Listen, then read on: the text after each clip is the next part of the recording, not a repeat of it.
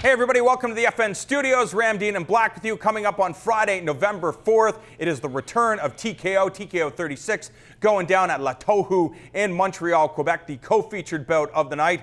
The tough veteran Josh "Gentleman" Hill taking on one of TriStar's top prospects, and Xavier Alaoui. And when you look at this fight, Robin, you and I were looking at some of Alaoui's performances, and very talented individual. He wants to fight. He wants to be in there, but is he biting off more than he can chew based on what we know of Josh Hill? Well, when I watched, he calls himself the X-Man. When I watched the X-Man's fights, I love the kid right away. His willingness, his desire to be in there, his desire for competition, to be pushed, all of that. You can feel it from him. He's going to need all that, man, because there is a 1 and a 1A of elite bantamweights in this country. Mitch Gagnon from the who fights in the UFC, and Josh Hill, man. So this kid, and they train together, and they do train together, and they do push each other. X-Man is saying, I am 1 or 1A. He is literally going, he's undefeated, but he hasn't fought anything close to this. So he is swaggering, putting his balls out there, and stepping into the cage to fight the best bantamweight in the country, in my opinion, 1 and 1A, and saying that's who I am right now. Skill-wise, he looks very, very good.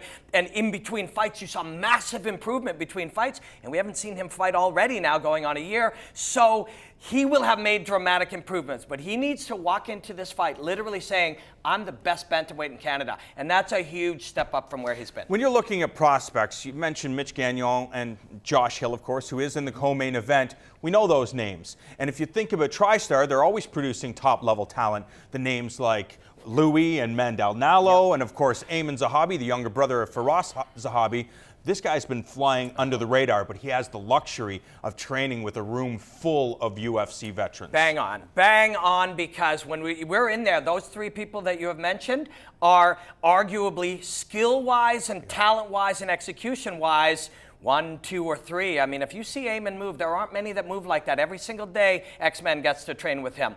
I'm not going to call him by his regular name. I just like X-Men now. Louis, also an unbelievable elite talent at 135. And Mandel, tall and lean, talented light fighter. These guys could argue that they belong up there. So you're right, he tastes it every single day. But Josh Hill's another thing, man. Josh Hill developed as a dominant physical specimen who took you down, physically alphaed you, and then elbowed your face in and controlled you. And he became a great, movable, mobile, open field striker. And now we're going to watch him put it all together. When we saw Xavier, okay, I'll use his name once.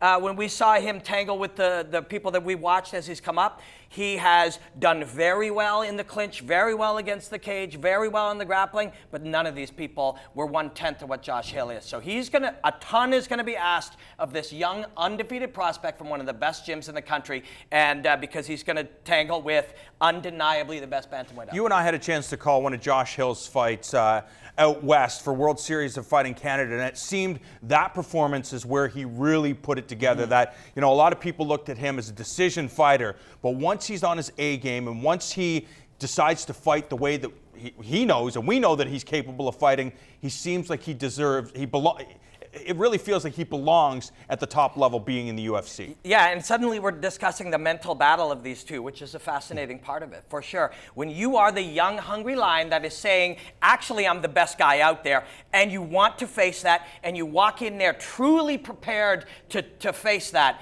that is an intimidating thing. That is a very admirable thing. That's going to be the fun thing to watch and see, because this kid looks like nothing but balls, man. And I love that about him.